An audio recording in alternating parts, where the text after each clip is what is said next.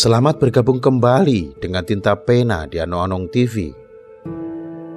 Edisi kali ini kita akan membahas mengenai tokoh fenomenal Majapahit, yaitu Adipati Gajah Mada.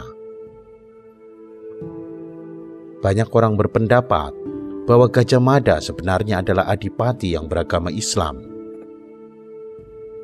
Sebenarnya dari mana pendapat itu berasal? Simak kisahnya sampai tuntas. Selamat menyaksikan.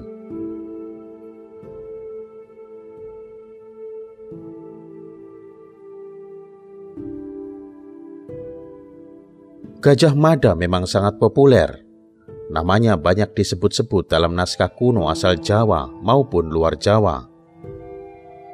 Menariknya, dari 3 naskah yang memuat tentang kisah Gajah Mada, ternyata ada satu naskah yang menyebut bahwa Gajah Mada diutus oleh rajanya untuk melamar seorang putri Campa. Gajah Mada yang dikisahkan dalam naskah inilah yang kemudian dinyatakan masuk Islam. Dan menariknya, naskah ini adalah salah satu naskah asal Jawa. 3 naskah yang dimaksud dalam bahasan ini adalah Babat Tanah Jawi, Kakawin Negara Kertagama, dan naskah sejarah Melayu.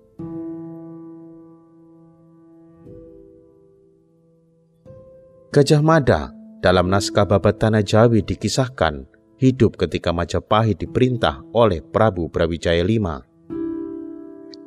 Sosok Gajah Mada yang dikisahkan dalam naskah ini juga hidupnya sejaman dengan Magdum Ibrahim Asmara atau Sunan Bonang. Cuplikan alih aksara Babat Tanah Jawi yang mengisahkan Gajah Mada hidup sezaman dengan Brawijaya V dan Sunan Bonang adalah sebagai berikut. Cempa, sang Prabu putranipun 3, Pambajengkali, Panggulunipun estri, Wuragilipun jaler, Pati Gajah Mada sowan ing sang Prabu, angaturaken serat sang nata parang putranipun dipun lamar, ingkang pambajeng kabektaken di hating Kiai Patih, sarta dipun bektani gong nama Kiai Sekar Dalima, kalian garebong anama Kiai Balelumur, sarta pedati nama Kiai Jebat Betri. Pati lajeng mangkat lastantun dumugi nagari Majapahit, putri katur ing sang Prabu Brawijaya.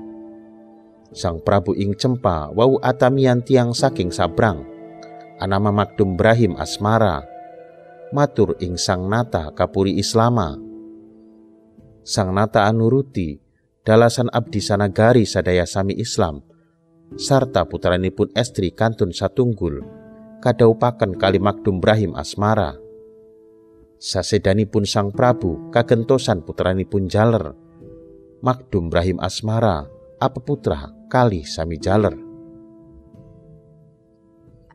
Memahami beberapa cuplikan alih aksara dari naskah Babat Tanah Jawi sebagaimana yang telah diuraikan, dapatlah dinyatakan jika sosok Gajah Mada dalam naskah asal Jawa yang satu ini dinyatakan hidup pada masa pemerintahan Brawijaya V yang lengser pada tahun 1400 Saka atau 1478 Masehi.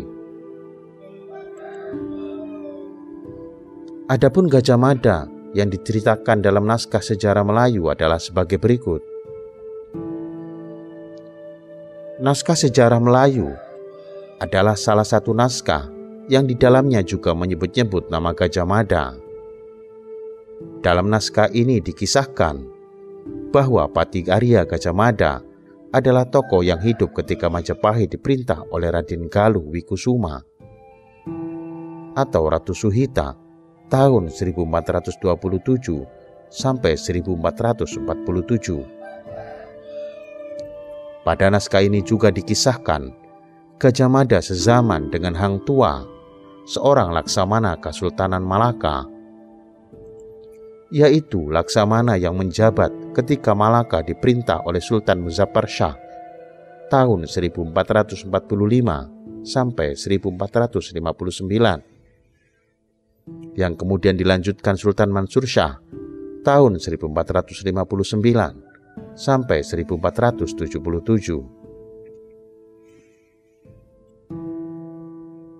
Sedangkan dalam naskah Kakawin Negara Kertagama, Gajah Mada yang dikisahkan dalam naskah Negara Kertagama ini adalah sosok yang masa hidupnya lebih tua dibanding dengan kedua naskah yang telah disebutkan sebelumnya. Gajah Mada dalam Kakawin Negara Kertagama telah hidup sejak zaman pemerintahan Prabu Jayanegara hingga Hayam Wuruk. Dalam naskah ini pula, Gajah Mada dikisahkan wafat pada tahun 1364 Masehi.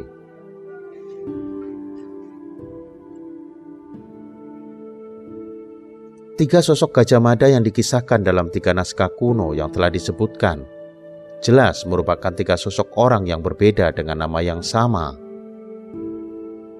Dinyatakan berbeda karena memang zaman waktu hidupnya berbeda antara satu Gajah Mada dengan satu Gajah Mada yang dikisahkan dalam tiga naskah kuno tersebut. Sementara dapat dinyatakan sama karena ketiganya sama-sama menggunakan nama Gajah Mada.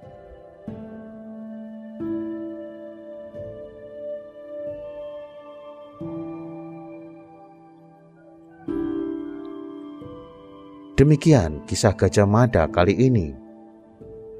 Tunggu edisi selanjutnya. Salam Meduluran.